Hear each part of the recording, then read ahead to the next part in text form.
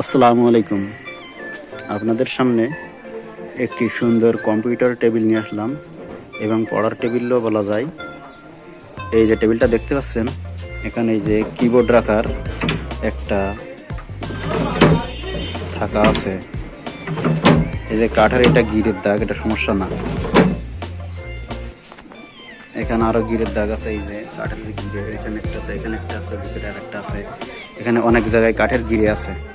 ওগুলো কাঠের সমস্যা না, ওগুলো থাকলে কাঠ আরো ভালো মজবুত শক্ত কাঠ বোঝা যায়।